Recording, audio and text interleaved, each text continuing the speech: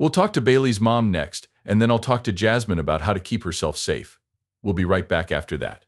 Behind his polished public persona, the truth about Dr. Phil's divorce from his wife Robin McGraw is unlike anything we've seen before.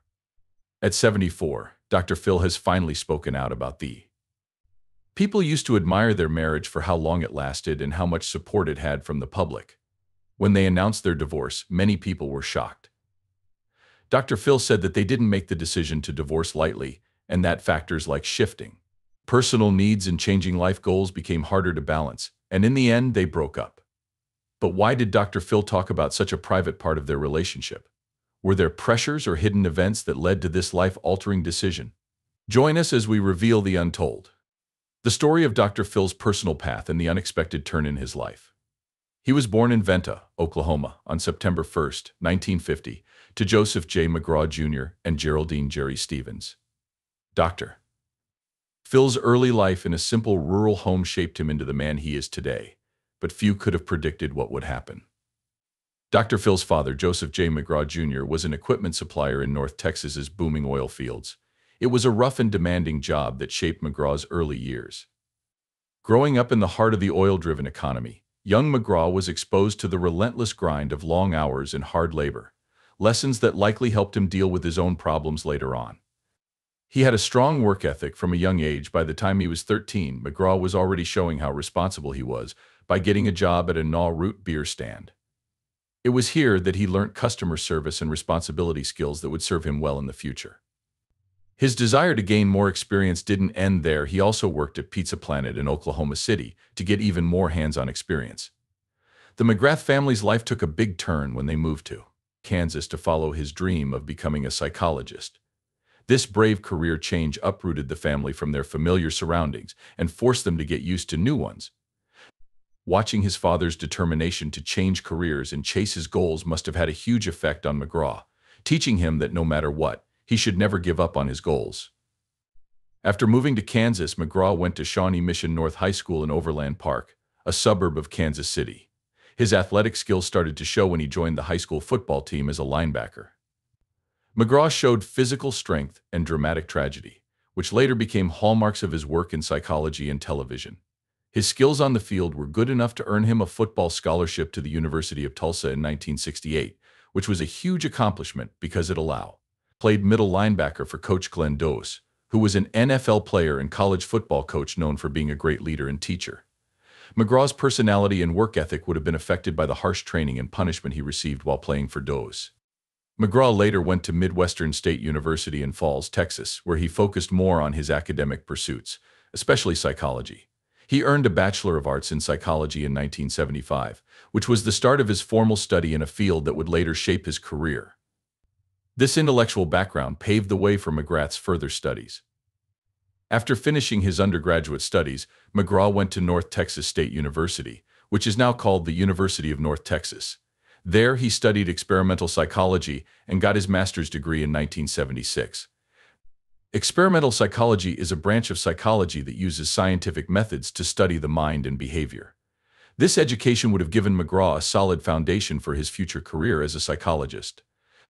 Additionally, McGraw went on to earn his PhD in clinical psychology from the same university in 1979. His dissertation on rheumatoid arthritis as a psychological intervention shows that he was already interested in the connections between physical health and mental well-being.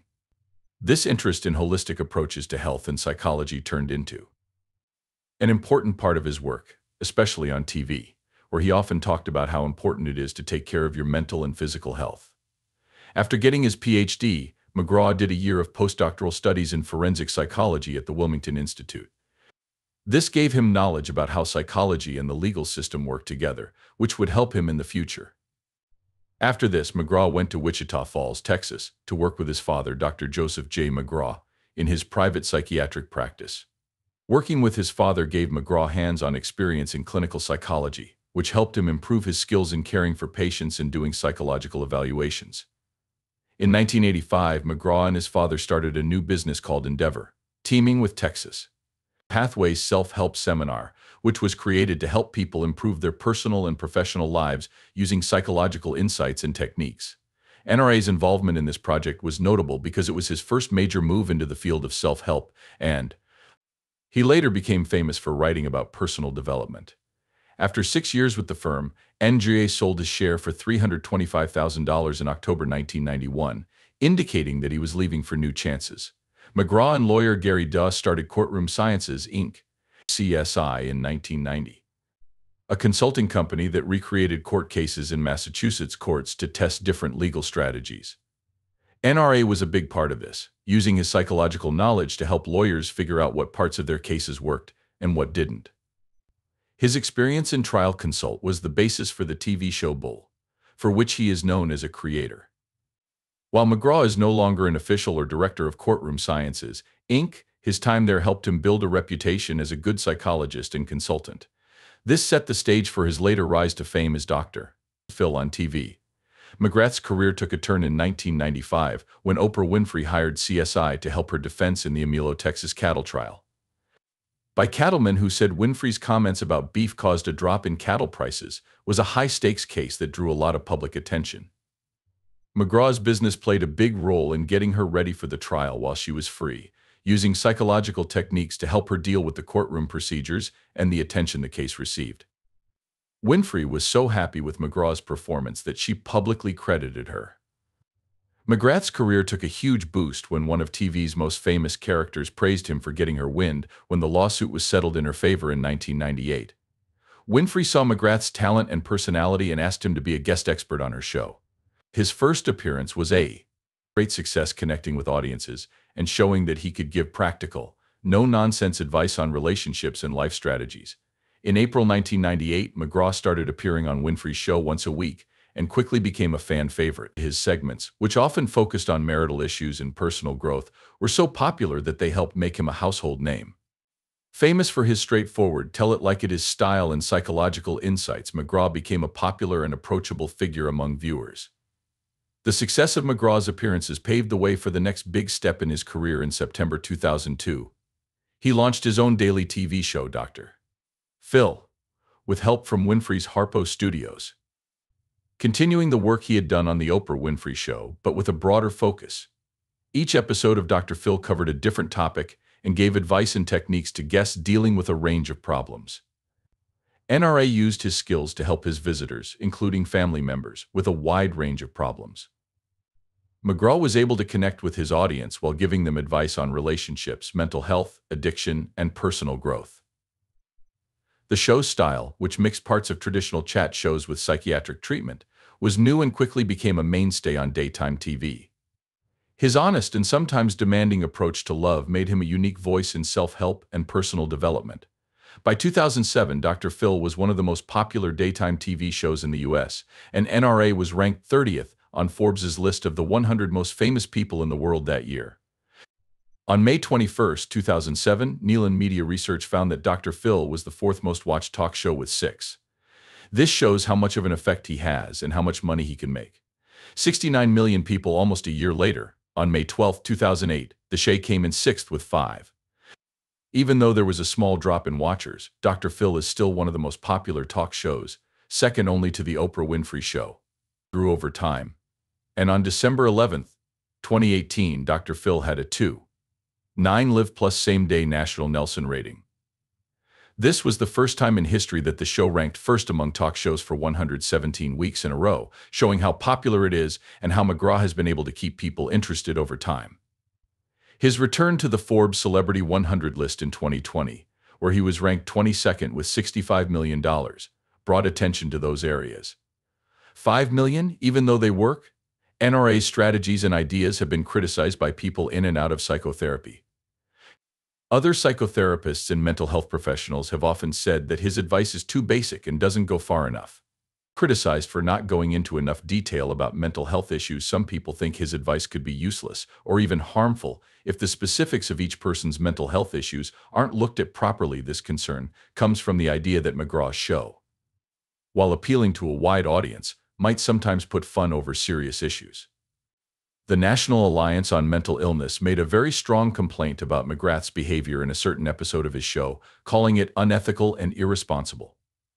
This kind of criticism raises serious concerns about the ethical duties of media celebrities who talk about mental health issues in public, especially since they have such a huge impact on their audiences. The NRA has responded to many criticisms of his method in. He has talked about his concerns with traditional one-on-one counseling in a major interview, separating himself from the stereotypical picture of a psychotherapist. In an interview with the Sun Sentinel in 2001, he talked about how unhappy he was with the stereotypical image of a psychologist as someone who is always hunched over and smoking a hush-puppy pipe. This quote shows Ra's preference for a more direct and confrontational aggressive style, which has become a trademark of his TV character as seen on his show Naker's approach to. Treatment is easier and more aggressive, and often involves direct counseling and involvement. Despite the problems and criticisms of his approach, he always stresses the importance of professional mental health treatment. He usually tells people to get traditional psychotherapy and other types of professional help. This part of his approach shows. Understands the need for formal mental health care, even though he has a unique and often strange style in public and professional settings. McGraw's effect on his audience has been studied, and the results are positive. For example, Ohio State University researchers found that viewers of the Dr. Phil show were more likely to get professional mental health therapy for themselves and their children after watching the show. Seeing McGraw deal with similar issues on his show had an effect. This effect was linked to viewers forming a one-sided emotional bond with McGraw through repeated viewing of the show. This link makes viewers more likely to seek treatment, suggesting that, despite criticism, McGraw's media presence may have a positive effect on people's mental health habits. Besides his work life, McGraw's personal life has also been looked at, especially his first marriage. He married Debbie Higgins Mall when he was 20 years old, but the marriage didn't last long and was tainted by accusations of control and adultery. Mall has said that McGraw was. During their marriage, she said he was controlling and kept her from working in the family business, leaving her to do housework. This portrayal of McGraw as a controlling partner is very different from the image he shows on TV as a sensitive and understanding counselor. Mall says McGraw forced her to do things like weightlifting to improve her looks. These accusations show a serious imbalance of power and gender in their marriage, with McGraw's professional goals and wants taking precedence over Mall's needs and identity. MLL has portrayed her marriage as mainly cons focused on McGraw's demands, implying that her own needs and personal identity were often ignored. This mismatch hurt their relationship, leaving Mall feeling confined and unhappy. The need to keep an idealized image and McGraw's strong focus on his job made their already difficult marriage worse. As McCall's professional goals increased, his sense of self and place in the partnership decreased. This caused the breakdown of their marriage. Even though the marriage seemed stable at first glance, there were problems going on underneath that caused it to end. By 1973, the stress of meeting McGraw's expectations and his career growth were too much for McCall to handle. Their marriage had reached its breaking point, so they decided to end it. Soon after the annulment, McGraw met Robin Jo Jameson, who would become his second wife and a major influence in his life. Their bond grew quickly, which was very different from his first marriage. Robin, who was only 19, gave McGraw a sense of security and warmth that he had never felt before. This connection was instant and powerful, setting the stage for a working relationship that would last decades. Numerous times about his marriage to Robin, highlighting how much she changed his life. He credits Robin with playing a transformative role, especially in how they shared parental duties for their two children, Jay McGraw and Jordan McGraw. He has expressed his deep regard and respect for Robin, highlighting her extraordinary role as a mother and spouse. He has said that their sons have. They are the people they are today mostly because of Robin's influence, and Care stresses how much she cares about their upbringing. This is a stark contrast to McGraw's previous marriage, which was full of problems and unmet expectations. McGraw has found emotional support and stability in his marriage to Robin that he didn't have before their relationship, which is based on mutual respect and teamwork, seems to have made their personal and parental lives more rewarding and balanced. This movement shows McGraw's progress and improvements in his second marriage, which is showing a more supportive and caring environment. Robin's caring and warm personality has matched Dr. Bill's focused and they've been friends for decades and have worked together many times. Their friendship is personal and has also helped Dr. Phil's career. Robin has been a constant presence in public and behind the scenes since the start of his career. He often sees her at public events, and her appearances on his TV show have made their friendship even stronger. Dr. Phil often praises Robin as the heart and soul of their family, pointing out her important role in keeping their lives and family together amidst the chaos of fame and the demands of his high-profile job. The couple has faced many challenges over the years, including Dr. Phil's work responsibilities and the normal ups and downs that come with fame. Long-term relationships, but their bond has stayed strong because they respect and care about each other. Dr. Phil has been open about their problems, saying that Robin's unwavering support and steadying influence have helped him deal with life's challenges in public. This relationship goes beyond their personal lives and into their professional lives as well. Robin has been an important part of Dr. Phil's career as both a supportive spouse and a collaborator. Through appearances on his show or her own projects, has solidified their relationship as both personally rewarding and professionally beneficial. Robin McGraw's pleasant personality has always matched Dr. Phil's determined and focused demeanor. Their marriage has lasted for decades, a testament to their deep bond and shared values, despite the tough realities of being a celebrity. And Dr. Phil's busy schedule as a TV personality and therapist, they have stayed together and been faithful. NRA's life is much more than his high-profile career as a TV personality. He is deeply committed to his family. His relationship with his two kids, Jay and Jordan McGraw, is very important to him personally, and he talks about it with great pride and love. The older of the two, Jay McGraw, has had a Jay, like his father, has made a name for himself as a successful TV producer and author. Much of his work is about personal growth and self-help, and he connects with the family legacy through practical advice and insights. Despite their similarities in their professional fields, Dr. Phil has always pushed Jade to go his own way and become independent. Jordan McGraw, the youngest son, has followed a career in music. He has made a name for himself as a musician and performer, showing off his skills and making a name for himself in the entertainment industry. Jordan's musical path shows his interests and hobbies, which are different from his father's job, but they also get support from Dr. Phil. Dr. Phil's parenting style is a balance between being proud of his boys' accomplishments and working hard to help them grow as people. He has stressed how important it is for Jay and Jordan to have their own careers instead of just following in his footsteps, and he supports them in their work because he wants to see them succeed.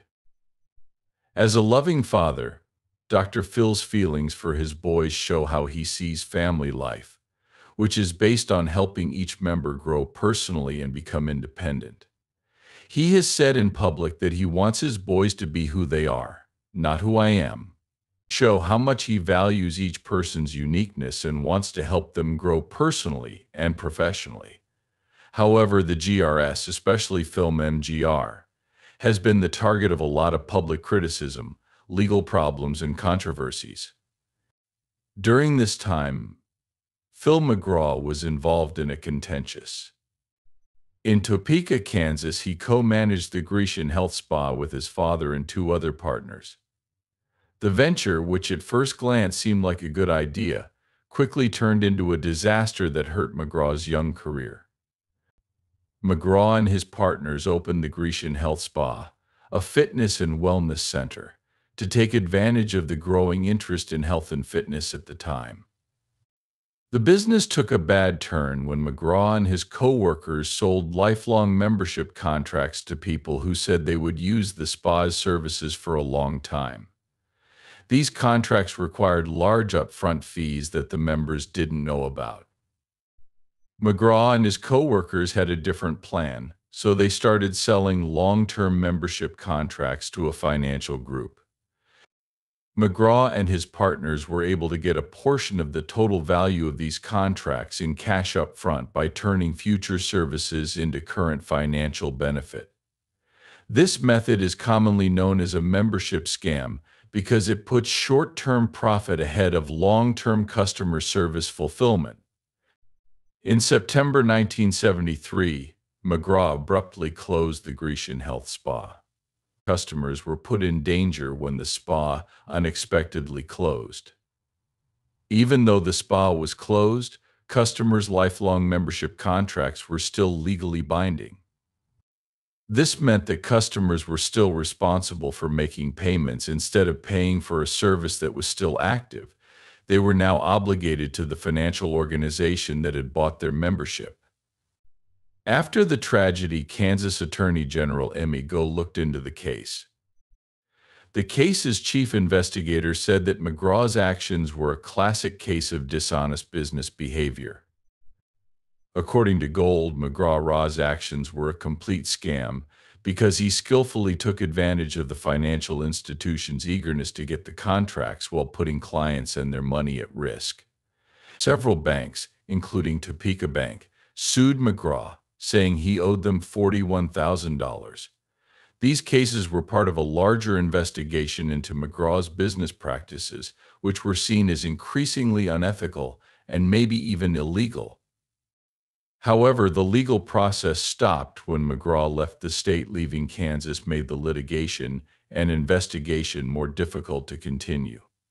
To sue someone who was no longer in the country. McGraw's move effectively kept him out of immediate legal trouble, but it had a long-lasting effect on his reputation. In 2016, a $250 million lawsuit was filed against Phil McGraw and his wife Robin McGraw's American Media, Incorporated, which is the parent company of the National Enquirer and Radar Online. A defamatory story that was published by these sources. The story included an interview with a former patient who said McGraw sexually exploited her in the 1980s while he was supposed to be helping her with her mental health. The claims of sexual misconduct were not new. They first came up in 2003. Since then, NRA has consistently denied the accusations, saying they were incomplete and not supported by evidence. NRA's decision to go to court came from his desire to fight what he and his lawyers saw as a damaging and false portrayal of his character and professional behavior. Not only for the big money claim, but also for what might happen to McGraw's public image and career. The complaint tried to address and disprove the serious accusations made against him, as well as to seek compensation for what he thought was harm caused by the publication of those claims.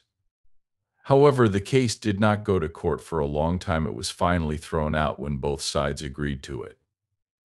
Reached an out-of-court settlement. This showed that the problems between McGraw and American Media Incorporated had been solved privately, though the terms of the deal were not made public. McGraw's decision to drop the case did not necessarily mean that he admitted guilt, but it did show that he had been able to avoid going to court. Rather, the end of a legal battle that got a lot of attention from the public. The case was settled, allowing McGraw to go ahead, but the charges in the lawsuit continued to make people talk and view him negatively. That same year, Dr. Phil was involved in another scandal that had nothing to do with the lawsuit but still had a big effect on public opinion. He was harshly criticized over in an interview he did with former actress Shelley Duvall, which aired on his TV show. Duvall, who was known for her role in A Shining, seemed clearly upset and dealing with mental health issues. Many viewers and observers thought the interview was exploitative, and Duvall couldn't agree to such public exposure. Vivian Kubrick is Stanley Kubrick's daughter and the director of. Hey there, thanks for watching our video. If you like this step-by-step look into today's topic and want to see more interesting videos like this, Make sure to hit the like button, subscribe to our channel, and turn on notifications so you never miss a video. We love hearing from you, so please leave your thoughts and feedback in the comments below. Until then, keep exploring, learning, and sharing. Thanks for being a part of our community.